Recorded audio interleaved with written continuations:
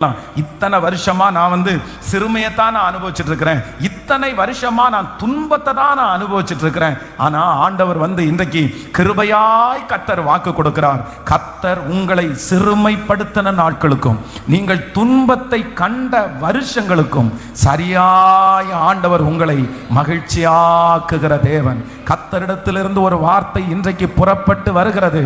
நான் உனக்கு சரியாய் உன்னை மகிழ்ச்சியாக்குவேன், சரியாய் உன்னை மகிழ்ச்சியாக்குவேன். எந்தெந்த காரியத்தை எல்லாம் நாம் இழந்தோமோ அந்த காரியத்தை எல்லாம் கர்த்தர் கிருபையாய் தருகிறவர். தேவரீர் எங்களை சிறுமைப்படுத்தின நாட்களுக்கும் நாங்கள் துன்பத்தை கண்ட வருஷங்களுக்கும் சரியாய் எங்களை மகிழ்ச்சியாக்கும். ஆண்டவரை பார்த்து அவர் ஜெபம் பண்றாரு. ஆண்டவரே, நாங்க எத்தனையோ வருஷமா துன்பத்தை நாங்க பார்த்துட்டோம், அந்த வருஷத்திற்கு சரியா எங்களை மகிழ்ச்சியாக்குங்கல்ல. ஆனா நீங்க தானே சொல்லி இருக்கிறீங்க, நீ என்ன பாடுபட்டியோ, நீ என்ன அனுபவிச்சியோ அந்த காரியத்தை உனக்கு நன்மையா நான் மாத்துவேன் அப்படின்னு நீங்க சொல்லி இருக்கிறீங்கல்ல. நாங்க நிறைய வருஷமா துன்பத்தை அனுபவிச்சுட்டு இருக்கிறோம். ஆனா அந்த காரியத்தை எல்லாம் கணக்குல வச்சு நீர் எங்களை மகிழ்ச்சியாக்கும்னு ஜெபம் பண்றது போலவே கர்த்தர் இஸ்ரவேல் ஜனங்களை துன்பத்தை கண்ட நாட்களுக்கு சரியாய் கர்த்தர் மகிழ்ச்சியாக்கினார். நமக்கு தேவன் பதில் செய்கிற தேவனாய் இருக்கிறார். நான் விசுவாசிக்கிறேன், இந்த 100 days ஜெபத்துல கர்த்தர் வாக்கு கொடுக்கிறார். உங்களுக்கு கர்த்தர் பதில் செய்ய போகிறார். நீங்க பட்ட கஷ்டத்திற்கு ஒரு ஆசீர்வாதம் உங்களுக்கு உண்டாகும். நீங்க அனுபவித்த நிந்தைக்கு ஒரு ஆசீர்வாதத்தை கர்த்தர் உங்களுக்கு அதற்கு பதிலா தருவார். நீங்க எந்த இடத்திலே நீங்கள் அவமானப்படுத்தப்பட்டீங்களோ கர்த்தர் உங்களுக்கு வாக்கு கொடுக்கிறார். அந்த அவமானத்திற்கு தக்க ஒரு பலனை கர்த்தர் உங்களுக்கு அதுக்கு ஈடாய் கர்த்தர் தருவேன் என்று கர்த்தர் வாக்கு கொடுக்கிறார். ஒருவேளை நீங்கள் பெரிய அளவில் பாடுபட்டு உழைச்சு நீங்க ரொம்ப கஷ்டப்பட்டு இருக்கலாம், ஆனா அதற்கு உங்களுக்கு ஒண்ணுமே கிடைக்காம இருக்கலாம். இவ்வளவு கஷ்டப்பட்டும் எனக்கு ஒன்றும் கிடைக்கலையே, இவ்வளவு உழைச்சும் எனக்கு ஒன்றும் கிடைக்கலையே. மற்றவங்க எல்லாருக்கும் அவங்க கஷ்டப்படுறது அப்படியே 100% அவங்களுக்கு கிடைச்சிருக்கலாம், ஆனா உங்களுக்கு நிறைய பேருக்கு அது தட்டி போகப்படலாம். ஆனால் ஆண்டவர் இன்றைக்கு கிருபையாய் வாக்கு கொடுக்கிறார். நீங்க என்னென்ன கஷ்டப்பட்டீங்களோ, நீங்க என்னென்ன செஞ்சீங்களோ அதை கர்த்தர் கணக்கிலே வைத்து அதற்கு ஈடாய் நீங்க செஞ்சது வீணா போகலன்னு கர்த்தர் நிரூபிப்பேன் என்று கர்த்தர் வாக்கு கொடுக்கிறார். ஆமென். நீ துன்பத்தை கண்ட வருஷங்களுக்கு சரியாய் ஆண்டவர் மகிழ்ச்சியாக்குகிற தேவன். கடந்த ஒரு 2-3 வருடங்களாக ஒரு சில பிரச்சனைக்குள்ள நீங்க கடந்து போய் ரொம்ப வருத்தத்தோட இருக்கலாம். இந்த 2-3 வருஷமாவே எனக்கு சரியில்லை பாஸ்டர், ரொம்ப நான் கஷ்டப்படுறேன், இந்த 2-3 வருஷம் என் வாழ்க்கையில் ரொம்ப தீமையான ஆண்டுகளா இருக்குது. ஆனா ஆண்டவர் இன்னைக்கு கிருபையா வாக்கு கொடுக்கிறார். அந்த நாட்களை ஆண்டவர் கணக்கு வச்சிருந்து அதற்கு பதிலாய் அந்த 3 வருஷம் நீங்க கஷ்டப்பட்டீங்களா, கர்த்தர் உங்களை 6 வருஷம் சந்தோஷப்படுத்த போறாரு. நம்புறவங்க நல்ல முழு பலத்தோட கரங்களை தட்டி நீங்க துன்பத்தை கண்ட அந்த நாட்களுக்கு சரியாய ஆண்டவர் உங்களுக்கு நீதி செய்கிறவர், சரியாய ஆண்டவர் உங்களுக்கு செய்கிறவர். கர்த்தருடைய வார்த்தை கிருபையாய் கடந்து வருகிறது. நான் உங்களுக்கு சரியாய் உன்னை மகிழ்ச்சி ஆக்குவேன், சரியாய் மகிழ்ச்சி ஆக்குவேன். கைகளை எல்லாரும் உயர்த்தி இந்த வார்த்தையை சொல்லுங்க. கர்த்தர் சரியாய் கர்த்தர் நேர்த்தியாய், அவருடைய கணக்கு ஒரு நாளும் தப்பவே தப்பாது. மனுஷனுடைய கணக்கு தவறி போகலாம், ஆனா ஆண்டவர் சொல்லுகிறார், என் நாமத்திற்காய் காண்பித்த அன்புள்ள பிரயாசத்தை மறந்து விடுவதற்கு அவர் அநீதி உள்ள தேவன் அல்ல. நீங்க கண்ணீரோடு விதைச்சது உண்மையானால் கர்த்தர் வாக்கு கொடுக்கிறார், கண்ணீரோடு விதைக்கிற நீங்க கண்டிப்பா ஒரு நாள் கம்பீரத்தோடு அறுப்பீர்கள். அள்ளி தூவும் விதையை சுமந்து கொண்டு போகிற நீங்கள் அழுது கொண்டு போனாலும் கர்த்தர் வாக்கு கொடுக்கிறார், நீ சுமந்த அந்த சுமைக்கு நான் உன்னை சரியாய் மகிழ்ச்சி ஆக்குவேன். அன்று ஆண்டவர் உங்களை கிருபையாய் நடத்துவார். உங்க பிள்ளை பட்ட பாடுகளுக்கு உன் பிள்ளைய கர்த்தர் மகிழ்ச்சி ஆக்குவார். உங்க பிள்ளை படுகிற அந்த அவமானத்திற்கு, உங்க பிள்ளையினுடைய தோளின் மேல் வைத்திருக்கிற அந்த சுமைக்கு கண்டிப்பா கர்த்தர் வாக்கு கொடுக்கிறார், நான் அவனை ஒரு நாள் நல்லா வைப்பேன் என்று கர்த்தர் வாக்கு கொடுக்கிறார். ஐயோ, என் பிள்ளை இவ்வளவு கஷ்டப்படுது, என் கணவனார் இவ்வளவு கஷ்டப்படுறாரு, என் மனைவி இவ்வளவு கஷ்டப்படுறாளே, ஒரு நாளாவது நன்மையை பார்க்க கூடாதா? சந்தோஷத்தை பார்க்க மாட்டாங்களா? அந்த காரியம் கைகூடி வராதா? கர்த்தர் இன்னைக்கு கிருபையாய் வாக்கு கொடுக்கிறார். நீ துன்பத்தை கண்ட நாட்களுக்கு சரியாய் உன்னை நான் மகிழ்ச்சி ஆக்குவேன். ஆமேன், ஆமேன். அந்த வார்த்தையை விசுவாசித்து நீங்கள் ஆமேன் சொல்லும் போதே அந்த வார்த்தை அப்படியே நடக்குது. பிரதர், உங்க சரீரத்தில் வந்த அந்த கஷ்டத்திற்கு ஆண்டவர் உங்களை சந்தோஷப்படுத்துவேன்னு வாக்கு கொடுக்கிறாரு. அதிலிருந்து முற்றிலுமாய் விடுதலை ஆக்கி கர்த்தர் சந்தோஷப்படுத்துவார். இன்றைக்கு உங்க கைகள் எதிர்பார்த்துட்டு இருக்குல்ல, கர்த்தர் உங்களை கொடுக்கிற கைகளாய் மாற்றி கர்த்தர் உங்களை சந்தோஷப்படுத்துவேன் என்று கர்த்தர் வாக்கு கொடுக்கிறார். நீ துன்பத்தை கண்ட நாட்களுக்கு சரியா எங்களை மகிழ்ச்சியாக்குகிற கர்த்தர். வெகு சீக்கிரத்திலே நீங்கள் எல்லாரும் அழுத அழுகைக்கு ஒரு பெரிய மகிழ்ச்சியை, ஹல்லேலூயா. நம்ம இதுவரைக்கும் என்னென்ன கஷ்டப்பட்டோமோ இது எல்லாத்திற்கும் கர்த்தர் எது செய்ய போறாருன்னா, கர்த்தர் பதில் செய்ய போறார். நீங்க எவ்வளவு நாள் பலவீனப்பட்டு கிடந்தீங்களோ அதை விட அதிகமாய் நீங்கள் பலனா இருக்கிற நாள் உங்களுக்கு வரப்போகிறது. எத்தனை நாள் நீங்கள் அழுதிருக்கிறீர்களோ வேதம் சொல்லுது கர்த்தர் உங்களை சந்தோஷப்படுத்த போறாரு. இந்த உலகமோ சந்தோஷப்படும், நீங்களோ துக்கப்படுவீர்கள். ஆனாலும் உங்கள் துக்கம் சந்தோஷமாய் மாறும். காரணம் என்ன அப்படின்னு சொன்னா, நான் ஆராதிக்கிற தேவன் சரியா எனக்கு செய்கிறவர். நான் என்ன கஷ்டப்பட்டேனோ அதை மட்டும் இல்ல, அதை விட அதிகமா எனக்கு செய்கிறவன்.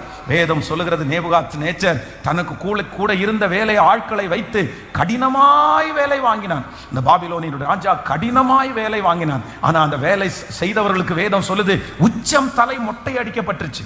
அப்படின்னா தலையில இருக்கிற முடியெல்லாம் கொற்ற அளவிற்கு அவங்க வேலை செஞ்சாங்க. இந்த தோள்பட்டையில சுமந்து சுமந்து நிறைய பேருக்கு இந்த தோள்பட்டையெல்லாம் கீழே இறங்கிருச்சு. அந்த அளவு ஒர்க் பண்ணாங்க. ஆனா அவங்களுக்கு முடிஞ்சு பாத்தீங்கன்னா எதுவுமே கிடைக்கல. எல்லாரும் அப்படியே முடிஞ்ச உடனே அவங்கவுங்க வீட்டுக்கு போக ஆரம்பிச்சாங்க. ஆனா வேதம் அப்படி முடிக்கல. எப்படி முடிக்குது அப்படின்னா, அவனுக்கு எகிப்து தேசத்தையே நான் சொந்தமாய் கொடுத்தேன். அவங்களுடைய உச்சம் தலை மொட்டை அடிக்கப்பட்டதுனால, அவருடைய தோள்பட்டை உரிந்ததுனால கர்த்தர் என்ன வாக்கு கொடுக்கிறார்னா, உனக்கு எதுவுமே கூலி கிடைக்கலப்பா, ஆனா நான் கூலி கொடுக்காம எல்லாம் விட மாட்டேன். உனக்கு என்ன கூலி தருவேன்னா, அந்த தேசத்தையே உனக்கு நான் கூலியாய் தருவேன். ஹல்லேலூயா. நாம் விசுவாசிக்கிற ஆண்டவருடைய பிள்ளைகளை, நீங்கள் ஆண்டவருக்காக ஓடுனது வீணாய் போகாது. கர்த்தர் அதற்கு சரியாய் பதில் கொடுப்பார். நீங்க அழுத அழுகைக்கு ஆண்டவர் சரியா பதில் கொடுப்பார். எனக்கு தெரியும் இந்த ஜெபத்திற்கு பிற்பாடு ஆண்டவரை ஆரம்பிக்க போறாரு. இதுவரைக்கும் நீங்க கஷ்டப்பட்டீங்க, இதுவரைக்கும் நீங்க வருத்தப்பட்டீங்க, இதுவரைக்கும் அவமானப்பட்டீங்க. ஆனா இனி என்ன கொடுக்க போகுதுன்னா, கர்த்தர் இதுவரைக்கும் பட்ட அத்தனைக்கும் ஆண்டவர் உங்களுக்கு ரிவார்ட, ஆண்டவர் உங்களுக்கு மகிழ்ச்சியை, ஆண்டவர் நிச்சயமா இது நடக்க போகிறது. கர்த்தராகிய ஆண்டவர் அதை கிருபையாய் கர்த்தர் செய்ய போகிறார். நம்முடைய ஆண்டவர் பதில் செய்கிற கர்த்தர். நான் ஆராதிக்கிற ஆண்டவர் பதில் செய்கிற கர்த்தர். சோ 66வது நாளுடைய சாராம்சம் என்ன தெரியுமா? அதனுடைய கீவேர்டு என்ன அப்படின்னா, எனக்கு பதில் செய்கிற கர்த்தர். ஹல்லேலூயா. நான் துன்பத்தை கண்ட நாட்களுக்கு சரியா எனக்கு பதில் செய்கிற கர்த்தர். தேவரீர் எங்களை சிறுமைப்படுத்தின நாட்களுக்கும் நாங்கள் துன்பத்தை கண்ட வருஷங்களுக்கும் சரியா எங்களை மகிழ்ச்சியாக்கும். கர்த்தர் உங்களை இந்த துன்பத்தின் பாதையில நடத்துவாரானால், கர்த்தர் இந்த சிறுமைக்கு உங்களை ஒப்பு கொடுத்திருப்பாரானால், நான் நம்புறேன் இந்த சிறுமையை ஆண்டவர் தானே உங்களுக்கு அனுமதிச்சாரு, இந்த அவமானத்தை கர்த்தர் தானே உங்களுக்கு அனுமதிச்சாரு, இந்த பலவீனத்தை ஆண்டவர் தானே உங்களுக்கு அனுமதிச்சாரு, இந்த குறைவை கர்த்தர் தானே உங்களுக்கு அனுமதிச்சிருக்கிறாரு. அந்த ஆண்டவர் சொல்றாரு, நான் உன்னை சிறுமைப்படுத்தினது உண்டானால், நீ துன்பத்தை கண்டது உண்டானால், அந்த நாட்களுக்கு சரியா உன்னை நான் மகிழ்ச்சி ஆக்காம விடுவதில்லை என்று கர்த்தர் திருவிழம் பெற்றுகிறார். ஆமென். பதில் செய்கிற கர்த்தர். இந்த வசனத்தை நான் அப்படியே தியானித்துக் கொண்டிருக்கும் போது, இந்த பதில் செய்கிற கர்த்தர் அப்படின்னு வாசிக்கும் போது, ஒரு மனுஷனுடைய வாழ்க்கையை நான் எடுத்து அந்த மனுஷனுடைய வாழ்க்கையில ஆண்டவர் 3 விதமாய் பதில் கர்த்தர் செய்கிறார். அப்படின்னா அவருடைய வாழ்க்கை எப்படி இருந்துச்சு, அவருடைய முன்னாடி நிலைமை எப்படி இருந்துச்சு, ஆண்டவர் எப்படி அவர்களுக்கு பதில் செய்தார் அப்படின்றத குறித்து தியானிச்சு நம்ம இன்னைக்கு முடிக்க போறோம். வாசிக்கலாம். எல்லாரும் வேதத்தை திறந்து ஒரு வசனத்தை, 1 சாமுவேலின் புஸ்தகம் 9ஆம் அதிகாரத்தினுடைய 21வது வசனத்தை வாசிக்க போகிறோம். 1 சாமுவேல் 9ஆம் அதிகாரத்தினுடைய 21வது வசனத்தை வாசிக்கலாமா? அப்பொழுது சவுல் பிரதி உத்தரமாக, நான் இஸ்ரவேல் கோத்திரங்களிலே சிறிதான பென்யமீன் கோத்திரத்தான் அல்லவா? பென்யமீன் கோத்திரத்திற்கு குடும்பங்களில் எல்லாம் என் குடும்பம் அற்பமானது அல்லவா? நீர் இப்படிப்பட்ட வார்த்தையை என்னிடத்தில் சொல்லுவானேன் என்றான். சாமுவேல் சவுலையும் அவன் வேலைக்காரனையும் போஜன சாலைக்குள்ளே அழைத்து கொண்டு போய், ஆமென், அவர்களை அழைப்பிக்கப்பட்டவர்களுக்குள்ளே தலைமையான இடத்திலே வைத்தான். அழைக்கப்பட்டவர்கள் ஏறக்குறைய 30 பேராய் இருந்தார்கள். கர்த்தருடைய பிள்ளைகளே, இந்த இடத்துல 21வது வசனத்துல நம்ம வாசிக்கும் போது யாரை குறித்து வேதம் சொல்லுதுன்னா, சவுல் என்கிற ஒரு மனுஷனை குறித்து சொல்லப்படுகிறது. நல்லா கவனிச்சுங்க. இந்த சவுல் இது எழுதுற சூழ்நிலை என்ன அப்படின்னா, சவுல் தன்னுடைய காணாமல் போன தன்னுடைய கழுதையை தேடி போறார். அப்படின்னா கீஸ் என்பவனுடைய மகன் தான் இந்த சவுல். அவனுடைய அப்பா அவனுடைய கழுதை காணாம போகுது. உடனே இந்த பையனும் இவனோடு கூட சேர்ந்து அவருடைய வேலைக்காரரும் சேர்ந்து என்ன பண்றாங்கன்னா, இந்த கழுதையை தேடி அவர் போறாரு. இந்த கழுதையை தேடி தேடி தேடி தேடி போய் கிட்டத்தட்ட 5 மாகாணங்களை தாண்டி போறாரு.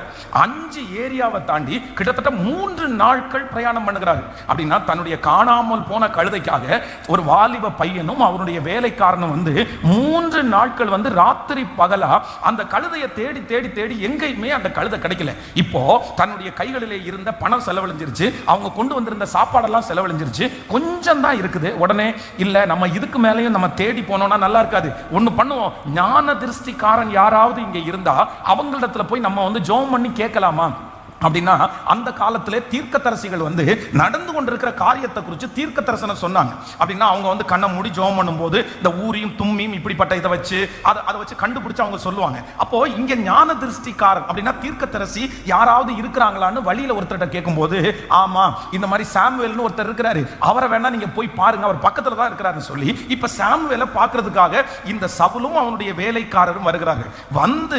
இந்த சவுல் வாசப்படியில காலடி எடுத்து வச்ச உடனே அங்க இருந்து சாமுவேல் சொல்றாரு, சத்தமா சொல்றாரு, வாப்பா வாப்பா, அவர் இன்னும் பார்க்கவே இல்லை, உள்ள வாப்பா, ஆண்டவர் உன்னதான்ப்பா தேடிட்டு இருக்கிறாரு, நீ கழுதையை தேடி வந்திருக்கிற, ஆனா ஆண்டவர் உன் மேல வச்சிருக்கிற திட்டம் ரொம்ப பெருசு, நீ கழுதையை தேடி அலைஞ்சது போதும், இஸ்ரவேல் ஜனங்கள் ராஜா வேணும்னு கேட்டாங்க, அந்த ராஜாவா ஆண்டவர் உன்னதான் அபிஷேகம் பண்றாரு, அப்படி உள்ளவா, உனக்காக தான் இந்த சாப்பாடெல்லாம் ஆயத்தம் பண்ண வச்சிருக்குது அப்படின்னு அவர் சொல்லும் போது இந்த சவுல் பிரதியுத்தரமா என்ன சொல்றாரு அப்படின்னு சொன்னா, நீர் அப்பொழுது சவுல் பிரதி உத்தரமாக, நான் இஸ்ரவேல் கோத்திரங்களிலே சிறிதான பென்யமீன் கோத்திரத்தான் அல்லவா? நல்லா கவனிச்சுங்க, இந்த வசனத்துக்கு ஒரு பெரிய பின்னணி இருக்குது. அப்படின்னா நம்முடைய தேவன் யார் அப்படின்னா, நமக்கு பதில் செய்கிற கர்த்தர். கைகளை அசைத்த ஒரு ஹல்லேலூயா சொல்லலாம். நல்ல கவனமா கேளுங்க. அப்பொழுது இந்த சவுல் என்ன சொல்றாரு அப்படின்னா, நான் இஸ்ரவேல் கோத்திரங்களில் சிறிதான பென்யமீன் கோத்திரத்தான் அல்லவா? அப்படின்னா இஸ்ரவேல் ஜனத்துக்குள்ள எத்தனை கோத்திரம் இருக்கு அப்படின்னா 12 கோத்திரம் இருக்குது. அந்த 12 கோத்திரத்துல ஒரு கோத்திரம் தான் பென்யமீன் கோத்திரம். அப்போ அந்த பென்யமீன் கோத்திரத்தை பற்றி சொல்லும் போது என்ன சொல்றாங்கன்னா, இந்த கோத்திரம் சின்னதுன்னு உங்களுக்கு தெரியாதா? இந்த கோத்திரம் சிறிய கோத்திரம் தெரியாதா? அதுலயும் பென்யமீன் கோத்திரத்திலே என்னுடைய குடும்பங்களில் எல்லாம் என் குடும்பம் அற்பமானது அல்லவா? அப்போ இவ்வளவு ஒரு மோசமான ஒரு பேக்ரவுண்ட்ல இருந்து என்னுடைய தாத்தா, என்னுடைய பாட்டி, என்னுடைய முன்னோர்கள், என்னுடைய வம்சமே என்ன வம்சம்னா, இந்த 12 கோத்திரத்துல சின்ன கோத்திரம், ரொம்ப கழிச்சு போட்டது, ஒதுக்கப்பட்டது. அதுலயும் என்னுடைய குடும்பம் என்ன குடும்பம்னா ரொம்ப சின்ன தாழ்வான குடும்பம். என்ன பார்த்து நீங்க இஸ்ரவேல் ராஜாவா என்ன கர்த்தர் அபிஷேகம் பண்ண போறாரு அப்படின்னு நீங்க எதுக்கு எப்படி சொல்றீங்க? எப்படி இது நடக்கும் அப்படின்னு அந்த கேள்வியை கேட்கிறார். ஏன், எதனால இந்த கோத்திரம் சின்ன கோத்திரமா மாறிடுச்சு அப்படின்னா, இந்த 12 கோத்திரத்துக்கும் இஸ்ரவேல் நடுவில் ஆண்டவர் என்ன பண்ணியிருந்தாருன்னா, கர்த்தர் சம உரிமை தான் கர்த்தர் கொடுத்திருந்தாரு. 12 கோத்திரமும் முக்கியமான கோத்திரம். இந்த 12 பேரையும் கர்த்தர் ஒரே போல தான் கர்த்தர் பார்த்தார். ஆனா இந்த 12 கோத்திரத்துல இந்த பென்யமீன் கோத்திரம் மட்டும் எப்படி சின்னதாயிருச்சு அப்படின்னு நீங்க வாசித்து பார்ப்பீர்களானால் அதற்கு ஒரு அதிகாரம் இருக்குது. நீங்க எடுத்துக்கொள்ளலாம். நியாயாதிபதிகளின் புஸ்தகத்தை எடுக்கலாமா? நியாயாதிபதிகளின் புஸ்தகம் 20ஆம் அதிகாரத்தினுடைய 10வது வசனத்தை வாசிக்க போறோம். 20ஆம், அதுல நீங்க நோட் எழுதி வச்சுக்கோங்க. நியாயாதிபதிகளுடைய புஸ்தகம் 19வது அதிகாரம், 20வது அதிகாரம், 21வது அதிகாரம். நல்லா கவனிச்சுங்க, என்ன நீங்க கவனிங்களேன். இப்போ என்ன அப்படின்னு சொன்னா, 19ஆம் அதிகாரம், 20ஆம் அதிகாரம், 21வது அதிகாரம், இந்த 3 அதிகாரத்திலையுமே இந்த பென்யமீன் கோத்திரம் ஏன் சின்ன கோத்திரமா மாறிச்சுன்ற ஸ்டோரி இந்த நியாயாதிபதிகள் 19, 20, 21 21 எழுதப்பட்டிருக்கிறது. முடிஞ்சா நீங்க இன்னைக்கு இந்த ஆராதனை முடிச்சதுக்கு அப்புறம் வீட்டுக்கு போய் இல்ல ஆன்லைன்ல இருக்கிற பிள்ளைகளும் வீட்டுல இந்த 19, 20, 21வது அதிகாரத்துல வாசி பாருங்க. ஏன் இந்த பென்யமீன் கோத்திரம் சின்ன கோத்திரமாய் மாறிடுச்சு அப்படின்னு எழுதப்பட்டிருக்கும். என்ன அப்படி நான் ஷார்ட்டா உங்களுக்கு சொல்லிடுறேன் என்ன நடக்குது அப்படின்னு சொன்னா, நீங்க 10வது வசனத்தை வாசிக்கும் போது, பென்யமீன் கோத்திரமான கிபியா பட்டணத்தார் இஸ்ரவேலிலே செய்த எல்லா மதிகேட்டுக்கும் தக்கதாக ஜனங்கள் செய்யும்படி நாம் தானிய வம்சங்களை சம்பாதிக்கிறதற்கு இஸ்ரவேல் கோத்திரங்களில் எல்லாம் 100 பேரில் 10 பேரையும் 1000 பேரில் 100 பேரையும் 10,000 பேரில் 1000 பேரையும் தெரிந்தெடுப்போம் என்றார்கள். நீங்கள் 19ஆம் அதிகாரம் 10வது வசனத்தை கூட வாசிக்கலாம். நியாயாதிபதிகள் 19ஆம் அதிகாரத்தினுடைய 10வது வசனத்தை வாசிக்கலாமா? 19ஆம் அதிகாரத்தினுடைய 10வது வசனம் வாசிக்கலாம். அந்த மனுஷனோ ராத்திரிக்கு இருக்க மனதில்லாமல் 2 கழுதையின் மேலும் சேணம் வைத்து தன் மறுமணியாட்டியை கூட்டிக் கொண்டு எழுந்து புறப்பட்டு எருசலேமன் ஆகிய ஏபூசுக்கு நேராக வந்தான். கவனிங்க, இப்ப என்ன நடக்குது அப்படின்னு சொன்னா, லேவியனான ஒரு மனுஷன், இந்த லேவியனான மனுஷன் என்ன பண்ணிருக்கான், ஒரு பொண்ணை கல்யாணம் பண்ணிருக்கான். இந்த பொண்ணு கல்யாணம் பண்ணி தன்னுடைய இந்த ஸ்டோரி நீங்க வாசி பாத்தீங்கன்னா, இந்த 19, 20, 21வது அதிகாரத்தில் இருக்கிற ஸ்டோரியை சொல்றேன். அப்படின்னா இவர் கல்யாணம் பண்ணி அந்த பொண்ணு என்ன பண்ணிச்சுன்னா, கோவிச்சுட்டு தன்னுடைய தகப்பனாருடைய வீட்டுல இருக்கிறாங்க. உடனே தன்னுடைய தகப்பனாருடைய வீட்டுல இருக்கிற இந்த மனைவிய, சரி நம்ம இனி சண்டை போட்டு இருக்க வேண்டாம், நம்ம சமரசம் பண்ணி நம்ம கூட்டிட்டு போவோம்னு சொல்லி இந்த லேவியனான மனுஷன் எங்க வராரு அப்படின்னு சொன்னா, தன்னுடைய மாமனாருடைய வீட்டுக்கு வராரு. இந்த மாமனாருடைய வீட்டுக்கு அவர் வராரு. வந்த உடனே இந்த மாதிரி மாமனார் பாத்தீங்கன்னா இந்த மருமகன் மேல ரொம்ப அவருக்கு பாசம். அவர் சரி நான் கிளம்புறேன் அப்படின்னு சொல்றாரு. நீங்க அதை வாசி பாத்தீங்கன்னா தெரியும். இல்ல இன்னைக்கு கிளம்ப வேண்டாம், நீங்க நாளைக்கு கிளம்புங்க. நாளைக்கு அதே மாதிரி கிளம்பும் போது இல்ல இன்னைக்கு கிளம்ப வேண்டாம், அடுத்த நாள் கிளம்புங்க. இப்படியே கிட்டத்தட்ட ஒரு 5-6 நாள் தாண்டிருச்சு. ஆனா இந்த மருமகன் என்ன சொல்றாரு அப்படின்னா, ஒரு நாள் சாயந்தரம் முடிவெடுத்தாரு, இல்ல மாமா நான் இனி வீட்டுல இருக்க மாட்டேன் அப்படின்னு சொல்லி தன்னுடைய மனைவியையும் தன்னுடைய கழுதை மேல ஏத்தி இப்ப பிரயாணம் பண்ணுகிறாரு. இவர்கள் பிரயாணம் பண்ணி வரும்போது பாத்தீங்கன்னா இடையில இருட்டிருச்சு. இப்ப இவளுக்கு ராத்திரி ஒருத்தர் ஸ்டே பண்ணணும். அப்ப எந்த இடத்துலயுமே இவர்களுக்கு தங்குறதுக்கு வீடு இல்லாதனால தெருவில் ஒரு இடத்துல உட்கார்ந்து இருக்கிறாங்க. அந்த தெருவில் உட்கார்ந்து இருக்கும்போது பாத்தீங்கன்னா, நீங்க 16வது வசனத்தை வாசிக்கும் போது 19ஆம் அதிகாரம் 16வது வசனம், வயலிலே வேலை செய்து மாலையிலே வீடு திரும்புகிற ஒரு கிழவன் வந்தான். அந்த மனுஷனும் எப்ராயிம் மலை தேசத்தான், அவன் கிபியாவிலேயே சஞ்சரிக்கிறவனாய் வந்தான். அவ்விடத்து மனுஷரோ பென்யமீனர். நல்லா கவனிச்சுங்க, இதை அண்டர்லைன் பண்ணிக்கங்க. 19ஆம் அதிகாரத்தினுடைய 16வது வசனம். ஹலோ கவனிங்க, இப்ப உங்களுக்கு புரியுது. இவங்க ராத்தங்குகிற இடத்துல இருக்கிறவங்க பேர் தான் யாரு கீழே சொல்லப்பட்டிருக்குது. அவ்விடத்து மனுஷரோ யாராமா? இப்போ சவுல் எந்த குடும்பத்திலிருந்து வந்தா? பென்யமீன் குடும்பத்துல. பென்யமீன் குடும்பத்துல என்னுடைய பென்யமீன்றதே என்னதான், எனக்கு எங்களுடைய கோத்திரம் 12 கோத்திரத்துல சின்ன கோத்திரம். அந்த சின்ன கோத்திரத்துல என்னுடைய குடும்பம் ரொம்ப அற்பமானது அப்படின்னு சொல்றான். அப்போ இந்த பென்யமீன் கோத்திரம் ஏன் சின்னதா மாறிச்சுன்றதுக்கு தான் இந்த விளக்க சொல்றேன். அப்போ இந்த பொண்ணை கூட்டிட்டு வர்றாரு, நடு வீதியில இருக்கிறாரு. அப்போ ஒரு கிழவன் வர, அந்த கிழவன் யார் அப்படின்னா, அவர் பென்யமீன் கிடையாது, அவர் இன்னொரு ஊர்ல இருந்து பிழைக்க வந்தவர். அவர் இந்த மனுஷனையும் தன்னுடைய மனைவியை அவங்க நடு ரோட்ல பார்த்த உடனே அவர் என்ன சொல்றாரு அப்படின்னு சொன்னா, நீங்க எழுந்து எங்க வாங்க, என்னுடைய வீட்டுக்கு வாங்க அப்படின்னு கூட்டிட்டு போறாரு. இப்போ அவருடைய வீட்டிற்கு கூட்டிட்டு போன உடனே அந்த கிழவன் தன் கண்களை ஏறெடுத்து பட்டணத்து வீதியிலே அந்த பிரயாணக்காரர்கள் இருக்கிறதை கண்டு, எங்கே போகிறாய், எங்கே இருந்து வந்தா என்று கேட்டான்.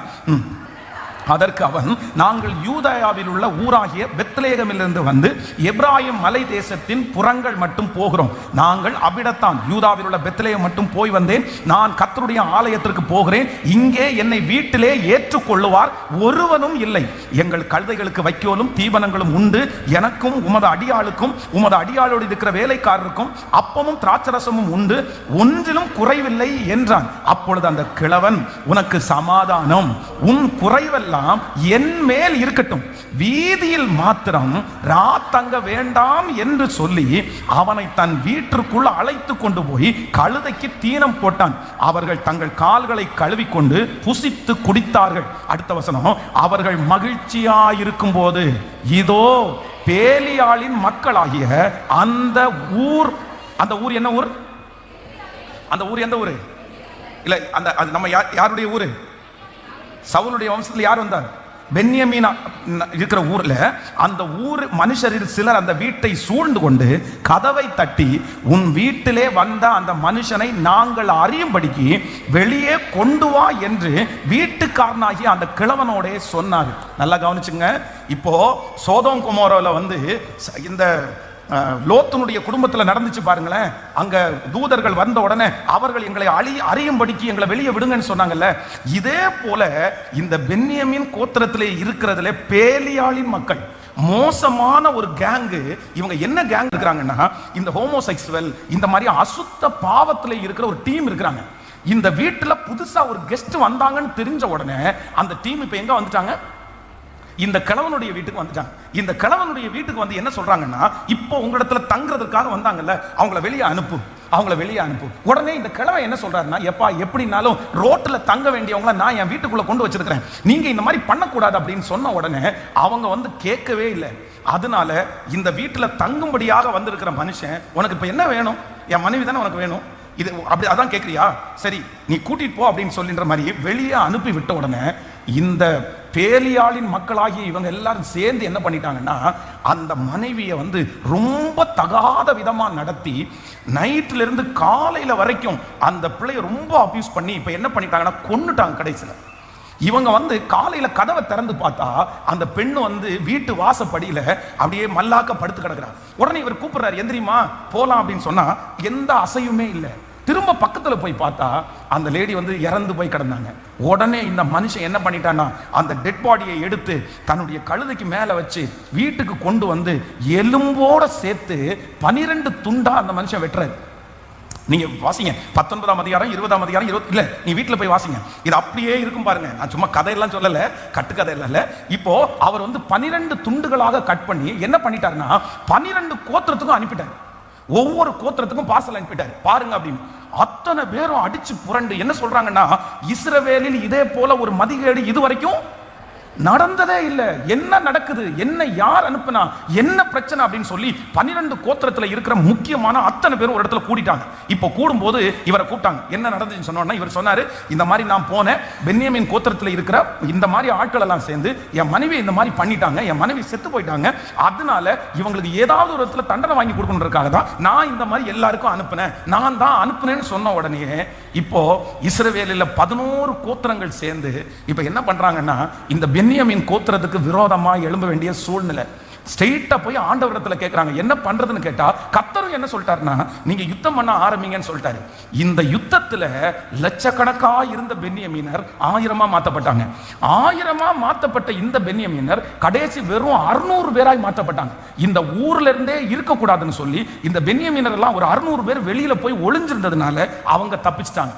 அன்னைக்கு பென்யமீன் கோத்திரத்தை விட்டுட்டு மற்ற 11 கோத்திரமும் ஒரு முடிவெடுக்கிறாங்க. என்ன முடிவெடுக்கிறாங்கன்னா, எங்க கோத்திரத்தில் இருக்கிற எந்த பொண்ணுகளையும் உங்களுக்கு நாங்கள் கல்யாணம் பண்ணி தரமாட்டோம், இதோட முடிஞ்சிருச்சு, நீங்க இந்த மதிகேடான காரியத்தை செஞ்சதுனால இதை செய்ய மாட்டோம்னு ஒரு கட்டளையும் பிறப்பிக்கப்பட்டார்கள். கடைசியில இந்த பென்யமீன் கோத்திரம் 12 கோத்திரத்துல ஒன்றும் இல்லாம, இப்படியே ஆளே இல்லாம, கல்யாணமே பண்ணாம இந்த கோத்திரமே ஒன்றும் இல்லாம போயிடும் சொல்லி அவர்களே என்ன பண்றாங்கன்னா, திரும்பி போய் இன்னொரு ஊர்ல போய் அங்க போய் இது அரெஸ்ட் பண்ணி நிறைய பிள்ளைகளை கொண்டு வந்து இவங்களுக்கு கல்யாணம் பண்ணி கொடுத்து, இப்போ இப்படி ரொம்ப லோவா இருந்த இந்த பென்யமீன் கோத்திரம் அதனாலதான் என்ன கோத்திரமா மாறிச்சுன்னா 12 கோத்திரத்திலையும் சிறிய கோத்திரமாய் மாறினது.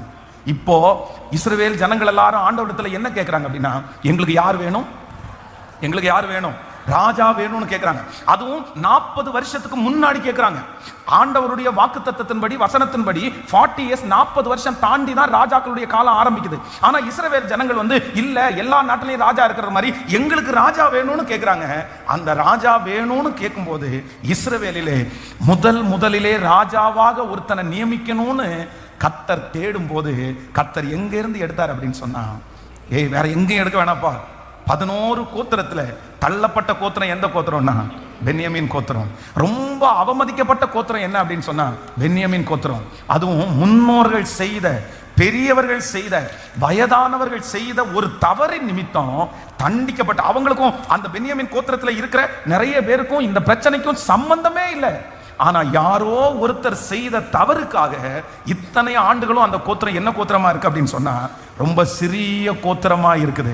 அப்போ அந்த கோத்திரத்திலிருந்து தான் கர்த்தர் சவுல் என்கிற ஒரு மனுஷனை கர்த்தர் எழுப்பி அவன் வாசல்ல வந்து காலடி எடுத்து வைக்கும் போது கர்த்தருடைய வார்த்தை வருகிறது, இஸ்ரவேலிலே கர்த்தர் ஒரு ராஜாவை தேடுகிறார், அந்த ராஜாவாய் கர்த்தர் ஒன்னதான் அபிஷேகம் பண்ண போறாரு. அப்பொழுதுதான் சவுல் சொல்றாரு, ஐயோ பென்யமீன் கோத்திரமே என்ன கோத்திரம், இதுதான் இஸ்ரவேல் கோத்திரங்களிலே சிறிதான பென்யமீன் கோத்திரத்தான் அல்லவா. அப்பொழுது சவுல் பிரதிவித்திரமாகிய நான் இஸ்ரவேல் கோத்திரங்களிலே சிறிதான பென்யமீன் கோத்திரத்தான் அல்லவா, பென்யமீன் கோத்திரத்து குடும்பங்களில் எல்லாம் என் குடும்பம் அற்பமானது அல்லவா, நீர் இப்படிப்பட்ட வார்த்தையை என்னிடத்தில் சொல்லுவானேன் என்றான். ஹல்லேலூயா. இன்றைக்கு இந்த 66வது நாள் கர்த்தர் யாரோடு கிருபையாய் கர்த்தர் பேசி கொண்டிருக்கிறாய். நீ துன்பத்தை கண்ட நாட்களுக்கு சரியாய் உன்னை நான் மகிழ்ச்சியாக்க போகிறேன். பதில் செய்கிற ஒரு கர்த்தர் இந்த இடத்திலே அசைவாடுகிறார். பதில் செய்கிற கர்த்தர் உங்க ஒவ்வொருத்தரிடத்திலையும் கர்த்தர் பேசி கொண்டிருக்கிறார். கர்த்தர் என்ன பதில் செய்ய போறார்னா, யாரோ செய்த ஒரு தவறுக்காக, யாரோ ஒருத்தருடைய தீமைக்காக இன்றைக்கு இந்த சத்தத்தை கேட்கிற நீங்க யாரோ ஒருத்தர் பாதிக்கப்பட்டிருக்கலாம். உங்க அம்மாவுடைய தப்புக்காக, அப்பாவுடைய தப்புக்காக, முன்னோருடைய தவறுக்காக நீங்க ஒருவேளை பாதிக்கப்பட்டிருக்கலாம். இன்னொருத்தர் செய்யற காரியத்திற்காக நீங்க பாதிக்கப்பட்டிருக்கலாம். ஆனா கர்த்தர் இன்றைக்கு வாக்கு கொடுக்கிறார், அற்பமான புறக்கணிக்கப்பட்ட ஒதுக்கப்பட்ட யாரோ ஒருத்தருடைய தவறின் நிமித்தமாய் ஆமேன் மூழ்கடிக்கப்பட்ட அந்த கோத்திரத்திலிருந்து ஒரு மனுஷனை கர்த்தர் எடுத்து முதலாவதாக ராஜாவாய் ஆண்டவர் அங்கீகரிப்பது உண்மையானால் கர்த்தர் இன்றைக்கு வாக்கு கொடுக்கிறார், உன்னை நான் தூக்கி எடுப்பேன்.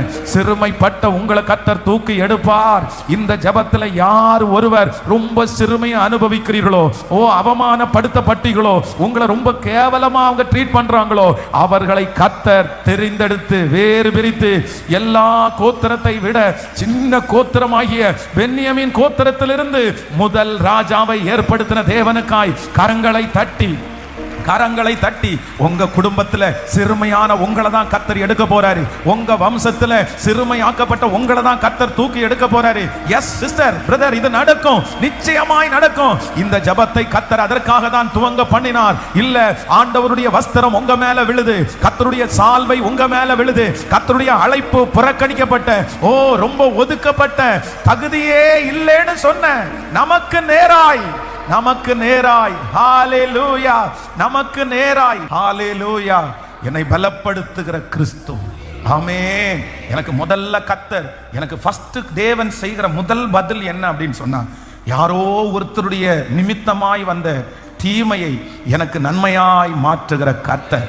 நான் விசுவாசிக்கிறேன், இனி துஷ்டர்களால் நீங்கள் பட்ட அவமானங்கள் தொடர்வது இல்லை, குடும்ப சாபங்கள் உங்களுக்கு தொடர்வது இல்லை, முன்னோர்களுடைய சாபங்கள் உங்களுக்கு தொடர்வது இல்லை.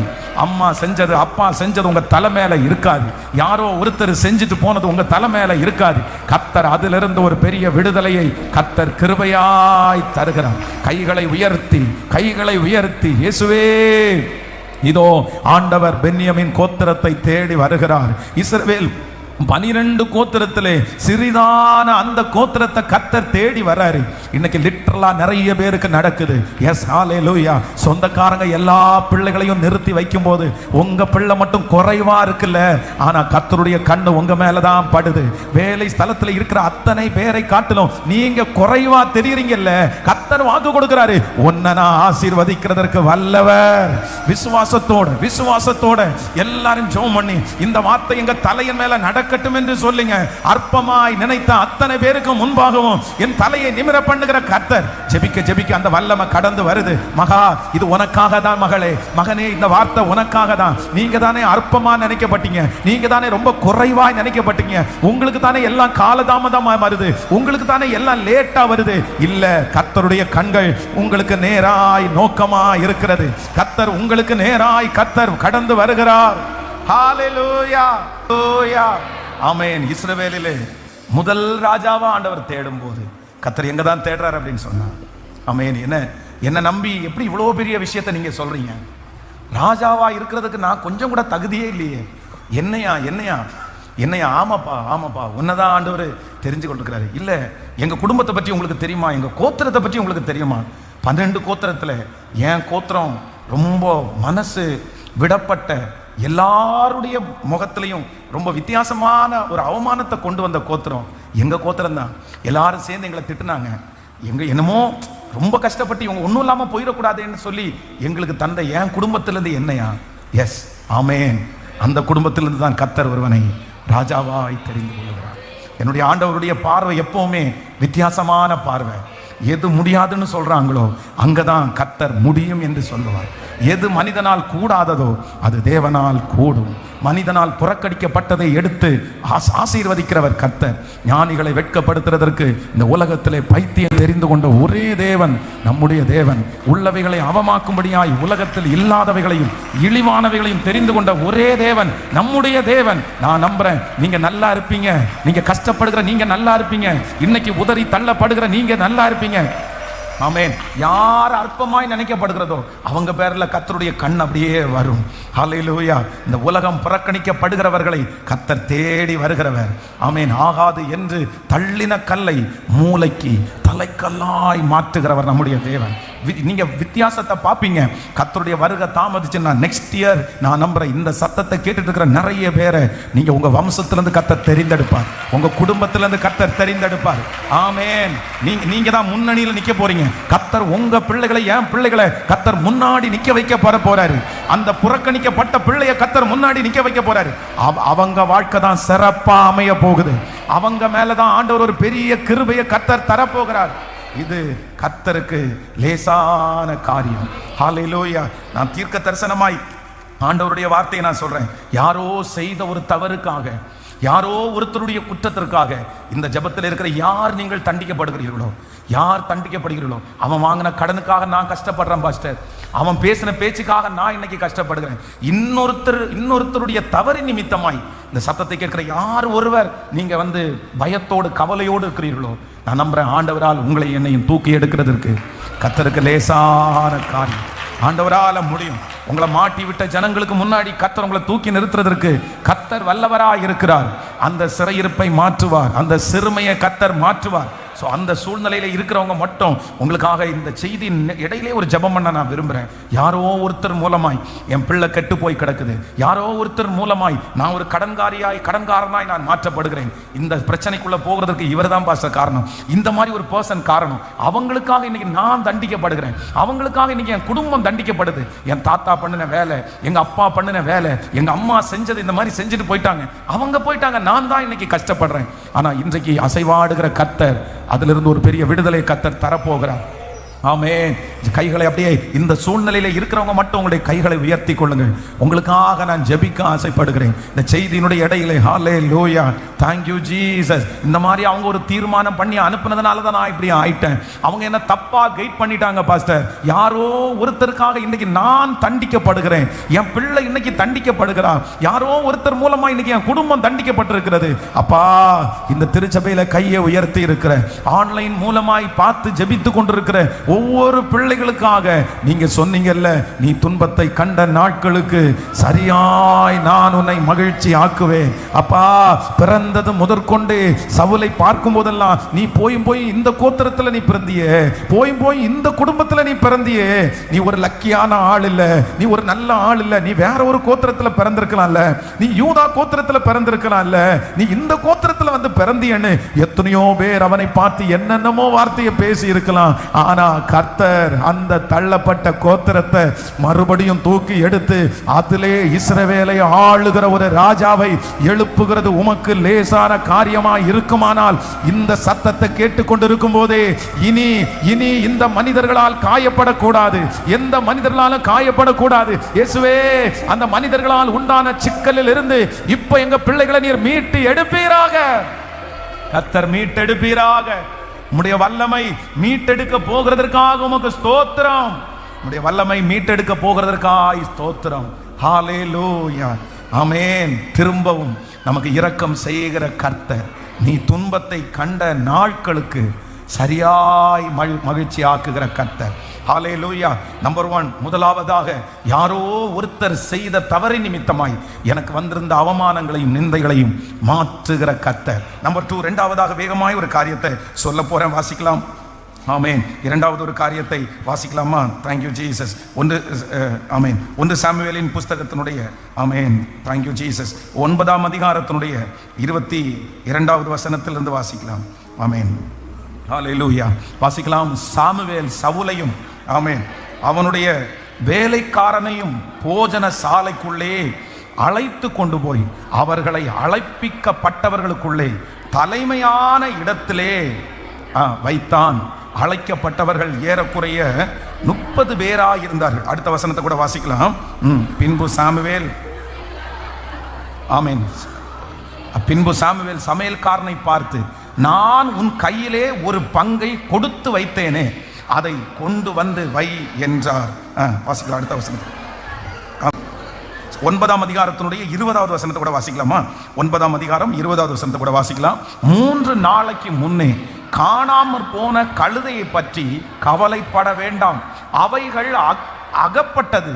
இதல்லாமல் சகல இஸ்ரவேலின் அபேட்சியையும் யாரை நாடுகிறது?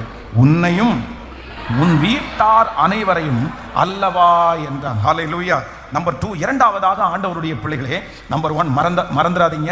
ஆண்டவர் நமக்கு கர்த்தர் ஈடு கொடுக்க போகிறார். கர்த்தர் ஈடு கட்ட போறார். 1, கர்த்தர் யாரோ செய்த தவறுக்காக பாதிக்கப்பட்டிருக்கிற நம்முடைய பாதிப்பை மாற்றுவேன் என்று கர்த்தர் வாக்கு கொடுக்கிறார். ஆமேன். ஒதுக்கப்பட்ட தள்ளப்பட்ட பென்யமீன் கோத்திரத்தை கர்த்தர் தெரிந்து கொள்ளுகிற கர்த்தர். நம்பர் 2, இரண்டாவதாக என்ன அப்படின்னு சொன்னா, நான் போகிற பாதை தவறான பாதை அப்படின்னு சொல்ற ஜனங்களுக்கு முன்பாக என்னை சரியான பாதையிலே நடத்துகிற கர்த்தர். இப்போ இந்த இடத்துல என்ன நடக்குது அப்படின்னு சொன்னா, இந்த சவுல் தன்னுடைய வீட்டை விட்டு கிட்டத்தட்ட 3 நாட்களாய், நான் சொன்னது மாதிரி 3 நாளா எதை தேடிட்டு இருக்கிறாருன்னா, கழுதையை தேடிட்டு இருக்கிறாரு. இந்த கழுதையை தேடி நான் சொல்றது மாதிரி 5 இவர் ஃபர்ஸ்ட் எப்ராயிம் மலை, அதற்கு பிறகு சாலீம் நாடு, அதற்கு பிறகு பென்யமீனருடைய நாடு, இப்படி கிட்டத்தட்ட ஒரு 5 மாகாணங்களை தாண்டி என்ன பண்றாரு அப்படின்னா அவர் டிராவல் பண்ணி வர்றாரு. இப்போ ஒரு கழுதை காணாம போயிடுச்சு, அந்த கழுதையை தேடி வர்றாங்க. அந்த கழுதையை தேடி வர்றவங்க சரி ஏதோ ஒரு அரை நாள் தேடலாம், ஒரு 2 மணி நேரம் தேடலாம், அவ்வளவுதான் முடிஞ்சிட்டு இது கிடைக்கல அப்படின்னு திரும்பி போகலாம். இப்போ கழுதையை தேடி தேடி அந்த கழுதை எவ்வளவு வேகமா நடந்துற போகுது? குதிரை அப்படின்னு சொன்னா கொஞ்சம் ஓடுன்னு சொல்லலாம். ஆனா கழுதை நடந்து போனா 3 நாட்கள் பிரயாணப்பட்டு 5 மாகாணங்களை தாண்டுகிற அளவுக்கு கழுதை போகிறதுக்கு வாய்ப்பே இல்லை.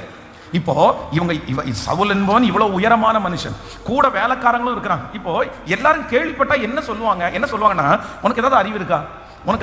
ஒரு கழுதை போயிடுச்சுன்னா எவ்வளவு தூரம் போகும், எவ்வளவு தூரம் அது நடக்கும், என்ன ஏதாவது ஒரு அறிவு இருந்துச்சுன்னா இவ்வளவு தூரம் நடந்து, அதுவும் 3 நாள் கழுதையை தேடிட்டு இத்தனை பகுதிகளை தாண்டி நீ போவியா?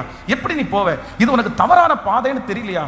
இது ஒரு தவறான பாதை. அப்போ நான் நம்புறேன், சவுலையும் அவருடைய வேலைக்காரர்களையும் யார் பார்த்தாலுமே என்ன சொல்லுவாங்க அப்படின்னா, நீ தப்பான டைரக்ஷன்ல, சொல்லுங்க, நீ தப்பான டைரக்ஷன்ல போயிட்டு இருக்கிற, நீ சரியான இடத்துக்கு போகல, நீ எப்படி இவ்வளவு கான்பிடண்டா போற, எவ்வளவு இப்படி நம்பிக்கையா போற. ஆனா மனுஷனுடைய பார்வைக்கு சவுலுடைய பிரயாணம் தவறான பிரயாணம், சவுல் கடந்து போகிற பாதை தப்பான பாதை. ஆனா ஆண்டவருடைய பார்வை, மேல பரலோகத்தினுடைய பார்வைக்கு சவுல் எங்க போறார் அப்படின்னா, சரியான பாதையில டிராவல் பண்ணி ஸ்ட்ரெயிட்டா எங்க போறாருன்னா சாமுவேலுடைய வீட்டுக்கு முன்பா போய் அந்த பிரயாணம் அவனை நிற்க வைக்கிறது. ஹல்லேலூயா. இன்றைக்கு இந்த சத்தத்தை கேட்கிற ஆண்டவருடைய பிள்ளைகளே, இரண்டாவதாக ஆண்டவர் வாக்கு கொடுக்கிறார், உங்களையும் என்னையும் சரியான பாதையிலே நடத்துகிற தேவன் நம்மோடு கூட இருக்கிறார். யாரோ ஒருத்தர் நீங்க நினைக்கலாம், நான் போற பாதை எனக்கு புரியல, நான் போற பாதை எனக்கு தெரியல, எல்லாரும் சொல்றாங்க நீ ஒரு தப்பான டைரக்ஷன்ல போற, தப்பான ஒரு பாதையில போற, ஏன்னா என்னால ஒண்ணுமே செய்ய முடியல இந்த பாதையில, எனக்கே ரொம்ப விரக்தியா இருக்குது, எனக்கே வித்தியாசமானதா இருக்குது, நான் நினைச்சது எதுவுமே நடக்கல, நான் ரொம்ப தூரம் வந்துட்டனோ, நான் தெரியாம இந்த இடத்துல வந்துட்டனோ, நான் தெரியாம இப்படி டிராவல் பண்ணிட்டு இருக்கிறேனோ. ஆனால் கர்த்தர் வாக்கு கொடுக்கிறார், இந்த வனாந்தரம் ஆண்டவர் உங்களுக்கு அனுமதித்ததுதான், இந்த சூழ்நிலையை கர்த்தர் உங்களுக்கு அனுமதித்ததுதான். இந்த பாதையிலே மகளே நீங்கள் குழம்ப வேண்டாம், குழம்பி தவிக்க வேண்டாம். கர்த்தர் வாக்கு கொடுக்கிறார், நான் உன்னை நடத்துகிறேன். இந்த பாதையில கர்த்தர் தான் உங்களை நடத்துறாரு. இந்த கடினமான பாதையை தாண்டக்கூடிய பலன் ஆண்டவர் உங்களுக்கு தருவார். இந்த வனாந்தரத்தை கடக்கக்கூடிய பலனை கர்த்தர் தருவார். நீங்கள் சீக்கிரமாய் பார்ப்பீர்கள். சரியான ஒரு இடத்துல கர்த்தர் உங்களை கொண்டு வந்து நிறுத்தி இருக்கிறார். நீங்க இந்த பாதையெல்லாம் கடந்து சரியான ஒரு இடத்திற்கு போய் சேர போகிறீர்கள். நீங்க அந்த இடத்துல போனதுக்கு பிறகுதான் தெரியும், ஆண்டவர் என்னை நேர்த்தியாய் நடத்தி இருக்கிறார். ஹல்லேலூயா. இந்த சோதனை நன்மைக்காகவே, இந்த தேடுதல் நன்மைக்காகவே, காணாமல் போன கழுதை இன்னும் அகப்படாமல் இருப்பது நன்மைக்காகவே, இத்தனை நாள் தேடியும் கண்டுபிடிக்க முடியாத அந்த கழுதை நன்மைக்காகவே, இத்தனை நாட்களும் பிரயாணத்தை நிறுத்தாமல் இவ்வளவு தூரம் வந்தது நன்மைக்காகவே. யார் நடத்துறார்னா கர்த்தர் ஒருவரே நடத்துகிறார். கர்த்தர் ஒருவரே நடத்துகிறார். வெறும் லகுவான பாதையிலே நடத்துகிறவர் அல்ல, நேர்த்தியான பாதையிலே நடத்துகிறவர். சுற்றி இருக்கிற நிறைய சொந்தக்காரங்க உங்களை பார்த்து சொல்லலாம், நீ இந்த படி இந்த இது படிச்சதுக்கு இது படிச்சிருக்கலாம்ல, நீ இங்க வேலைக்கு போனது இங்க வேலைக்கு போயிருக்கலாம்ல, நீ இப்படி போயிருக்கலாம்ல, நீ அந்த மாதிரி டிசைட் பண்ணியிருக்கலாம்ல. நிறைய பேர் உங்களை சுற்றி இருக்கிறவங்க எல்லாம் கொடுக்குற ஐடியாவை பார்க்கும்போது அந்த ஐடியா ஏன் சொல்றாங்கன்னா, நீ தப்பா சூஸ் பண்ணிட்டப்பா, நீ தப்பா பண்ணிட்டு இருக்கப்பா, நீ தப்பா படிச்சுட்டு இருக்கப்பா, நீ தப்பா டிசைட் பண்ணிட்டப்பா, உன் பாதை இது சரியானது இல்லை அப்படின்னு நிறைய பேர் உங்களை பார்த்து சொல்லலாம். ஆனா நீங்க சொல்லலாம், நான் ஜெபம் பண்ணி தானே ஆண்டவரே செஞ்சேன், நான் ஜெபம் பண்ணி தானே ஆண்டவரே ஸ்டார்ட் பண்ணேன், ஆனா எனக்கு ஒண்ணுமே புரியல, இப்போ ஏன் இது நடக்கலன்னு எனக்கு தெரியல. ஆனா கர்த்தர் வாக்கு கொடுக்கிறார், இல்ல இது ஒரு சோதனையின் காலம், இது ஒரு சோதனையின் காலம். கர்த்தர் இந்த வனாந்தர பாதையிலே கர்த்தர் நடத்துகிறதற்கு ஒரு பெரிய நோக்கத்தை கர்த்தர் வைத்திருக்கிறார். நிச்சயமாகவே முடிவு உண்டு. உன் நம்பிக்கை வீண் போகாது.